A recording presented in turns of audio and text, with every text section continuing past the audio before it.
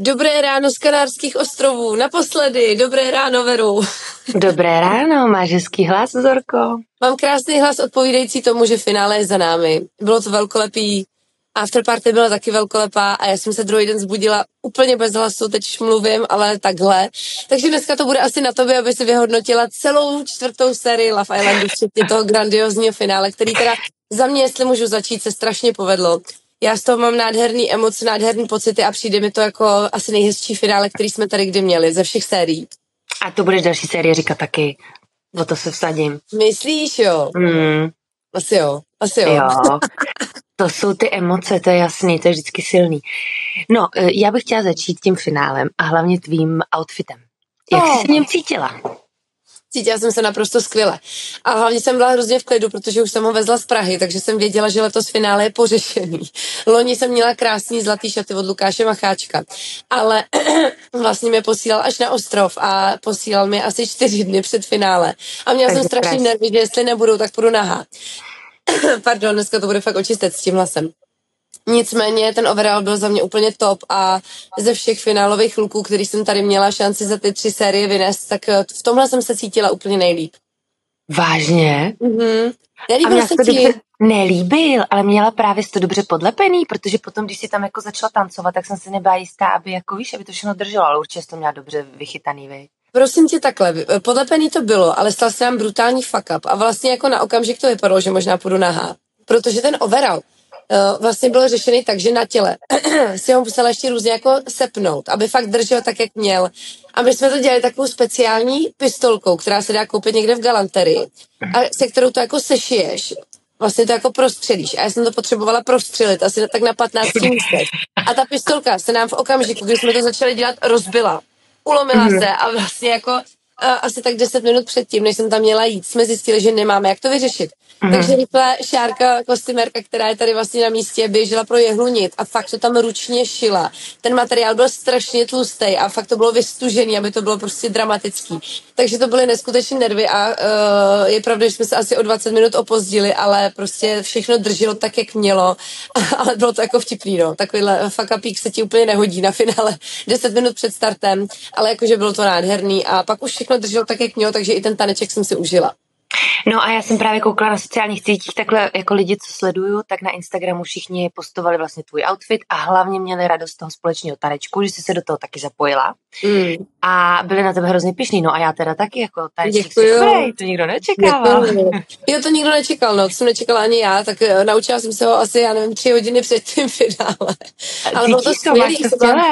Já jsem byla hrozně ráda, že to klaplo, protože je to zase jako něco novýho. Myslím si, že to bylo skvělý závěr, taková třešnička na dortu a hrozně mě bavilo, jak se vlastně do toho zapojili i členové štábu, nejenom srdíčka, ale vlastně fakt lidi, kteří na tom projektu makají a kteří aspoň trošku se jako cítí tanečně zdatný, tak se fakt zapojili a všichni tam prostě ještě pár minut před startem finále chodili a já i místo toho, abych si opakovala text, tak se tam chodila a zkoušela jsem si tam trochu.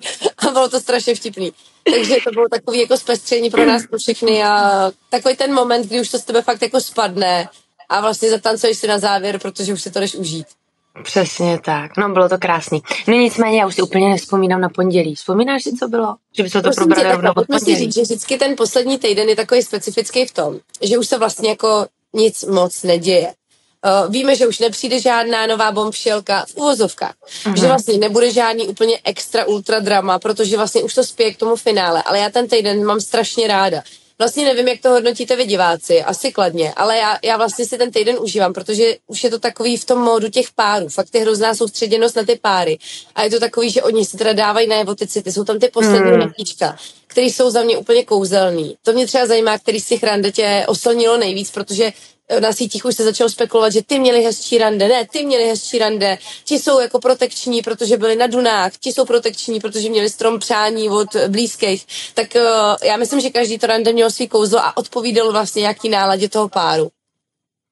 No, já jsem teda probrečela, myslím, že celý týden a v každém díle, jako fakt ale, v každém díle bylo něco, co mě prostě dojalo a vždycky jsem u toho brečela a říkám si, já se snad nebudu pořád natáčet, já jsem normálně, víš, ti chtěla třeba poslat ty emoce, nebo tak, nebo furt natáčet, že tady řvu. Normálně mě dojímali mě ty randíčka, dojímali mě vlastně všechny jejich konverzace společně, které vedly, protože už někam přeci jenom, víš, to došlo a už jako řeší, co bude venku a jak to s nima bude a tak. A musím teda říct, že super trojka za mě. Diváci to vybrali dobře.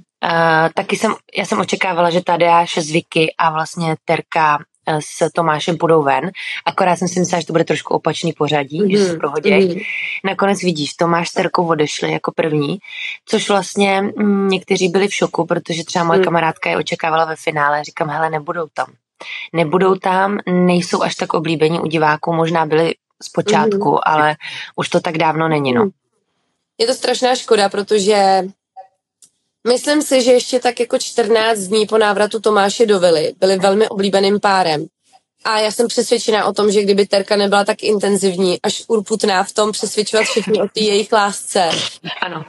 A prostě netlačila tak strašně na pilu a na sílu v některých věcech, což mě hrozně mrzí, tak by v tom finále byli. Jednoznačně, byl to jeden z nejoblíbenějších párů, měli ohromnou podporu, jakože když se řešil návrat Tomáše do vily, tak ta podpora byla obrovská. A celkově vlastně jako měli hrozně hezkou image a strašně jim to spolu jako sedí a slušilo to, lidi je měli rádi, ale přesně jak se o tom bavíme, to, co se tady řešilo, proč Tereza vlastně dostávala potom strašný hejt, tak to je vlastně něco, co je odstřelilo a je to fakt škoda, protože by za mě 100% měli místo ve finále. A já si taky myslím, že vlastně i ten poslední týden, že jo, když tam měli ty miminka, vlastně tu starost o ty děti a tak, tam se prostě bohužel... vlasy. Jako tam, podle mě to byl ten moment, kdy ona zapomněla, že jsou tam ty kamery, nebo takhle, ona se chtěla starat o ty vlasy kvůli kamerám, ale ve finále to její chování a tak to bylo už jako přirozený. Už bylo vidět, že ona už neřeší, jako jestli je taková nebo maková, prostě se ukázala test, jaká je a není špatná. Prostě každý jsme nějaký, no tak nechtěla mít mastný vlasy, no tam přeci není nic špatného. Ale myslím si, že divákům to bylo silně nesympatický, protože do té doby hrála vlastně na někoho, kdo možná ani ona není, že jo. No jako jo, tam už to bylo hodně, tam už vlastně i proto jsme si z toho museli dělat srandu i těm voice-overem a všim, protože to bylo tak intenzivní, že ona opravdu celý den řešila jenom ty vlasy a hrozně jí to uškodilo a fakt jako vlastně je to škoda, protože přesně ona je strašně fajn holka, ale tohle už bylo pro diváky přes čáru a bylo jasné, že jako to je vlastně takový poslední hřebíček do pomyslný Love Islandácký rakve, že to finále prostě nezažil. No a to stejný, jak tam potom začala hrotit tu situaci, že jo, že někdo tam zaspal jako Kiki, úplně zbytečná věc. Ono je to den taky tím, že prostě oni samozřejmě s tím blížícím se finále se dostávají do určitého tlaku, do toho vlastně už jsou tam fakt jako dlouho, jsou tam prostě přes 2 měsíce, 9 týdnů, což už jako trošku všem, už jako šplouchá maják. A vlastně už to na tebe tak jako dolehne všema směrama, že tohle byly absolutně jako zbytečné situace, no. No a příjezd rodičů? Příjezd rodičů, no tak to byla síla, tak jako to jsou vždycky velké emoce. Pojďme si říct, že... Tyjo, já brečela u všeho. Maminka, no já jsem jako měla na krajíčku a maminka Domči, ta se s tím nepárala, že jo, to víme, jakože... Tak tu si necháme nakonec. To třišička na dortu. Ale jako je to vždycky hrozně emotivní. Mě třeba hrozně příjemně překvapily Pájovy sestry, nebo ani nemůžu říct překvapily, ale vlastně je to hrozně hezky vidět vlastně každýho z nich v kontextu, v tom celku té rodiny, jak fungujou. Strašně věcí si tam každý rok člověk uvědomí, proč se ten nebo ta chovají tak, jak se chovají. Protože tam vidíš tedy si v těch rodinách, vidíš, co přesně jde z těch rodičů, po kom je, já nevím, Domy taková, po kom je Kika taková. Fakt jako, že vlastně úplně to máš najednou černý na bílým, takhle naservírovaný na podnose. To jsou oni, protože tohle je jejich rodina, takhle oni jako fungujou. No přesně, hele, tebe zaujalo to samý, Pájovo sestry. To bylo něco neuvěřitelného. A ten vztah, jak oni k němu mají, jako jak si ho prostě hýčkají jako mladšího bráchu, ale oni jsou dvojčata nebo ne? Jsou dvojčata. No, jsou úplně stejný, neskutečný fakt. To bylo úžasný. A Jenny, že jo, Jenny maminka, jako to bylo strašně hezký. Je to fakt hezký. Jako. Jo, to bylo strašně hezký, bylo to vlastně cute v tom, jak prostě mluví jenom vietnamsky, že jo, takže Pája byl úplně ztracený, ale vlastně byl takový roztomilej.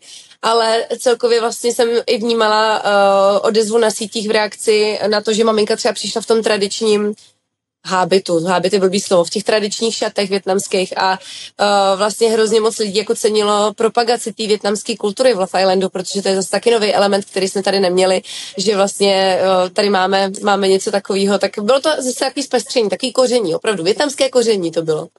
Ne, bylo to moc hezký a vlastně jak ještě mi řekni, oni měli od produkce za úkol, že vždycky musí říct, co my vás tady necháme, ať si pokecáte sami. Jo, bylo to tak plánované a vždycky se to tak dělá, že vlastně jakoby je fajn nechat potom té rodině jako takový prostor, protože zase tím, že odejde ten partner nebo partnerka, tak mají takový to svoje intimní prostředí, kde si to můžou říct ještě trošku jinak mezi sebou, tak jak by si to řekli doma u kuchyňského stolu, takže to je jako plánovaný, no. No a pojďme si říct, že tady prostě krásně jsme viděli příklad toho, proč ta Domi trpí trošku tím sebevědomím. Mm-hmm. Proč vlastně je taková strašně zranitelná, všechno se jí dotýká. Já si myslím, že to neměla s maminkou lehký, podle toho, co, nebo jak maminka tam na mě působí. Ale já si myslím, že ani s tatínkem to neměla lehký. Ale možná lepší. Táta jako velký sympoš samozřejmě, tak já myslím, že do toho samozřejmě nevidíme, ale nějaký jako zlehkají příběh znám a myslím, že tam jako takhle, není to lehký. A maminka s tatínkem jsou dohromady? Jsou Nejsou. Jsou už nějakou dobu od sebe, nevím úplně v řádu asi let, předpokládám. A mám tušení, že roky se spolu vůbec jako nebavili a nefungovali takhle v tom celku, ale teď už je to všechno spravený, to vypadá. Hele, a oni přivezli nějaký dárek? Jo, něco jí tam předávali, ano. Ale ona to otevřela a nebyla z toho nějak nadšená nebo nekomentovala to. Jo, ona byla překvapená, vlastně nevěděla, jestli je to pro ní nebo pro Dana nebo pro ně, ale vlastně teď si nevybavuju, jestli ukázala, co tam vlastně bylo.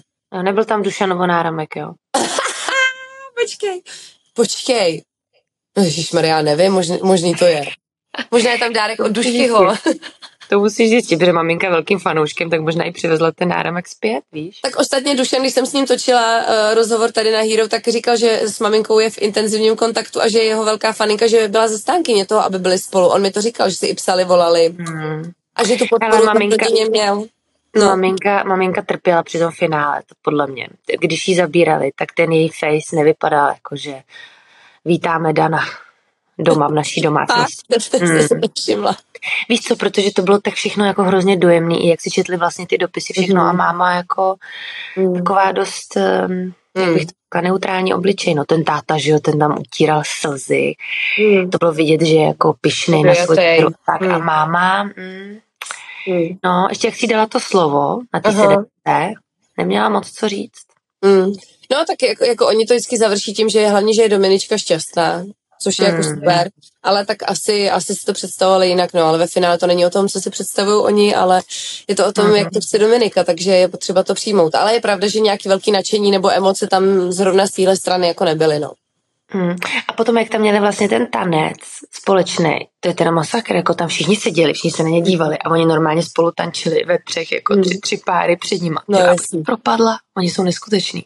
No já jsem vlastně tímhle chtěla začít a zapomněla jsem to říct, ale já jsem byla extrémně ráda, že tohle probíhalo poprvé vlastně na Love Islandu jako za přítomnosti diváků, protože ta část, kdy oni si čtou ty sliby vzájemně, ten tanec, tak to je strašně něco jako osobního, intimního a každý rok to bylo tak, že oni vlastně to točili den před finále a byli tam sami na té vile.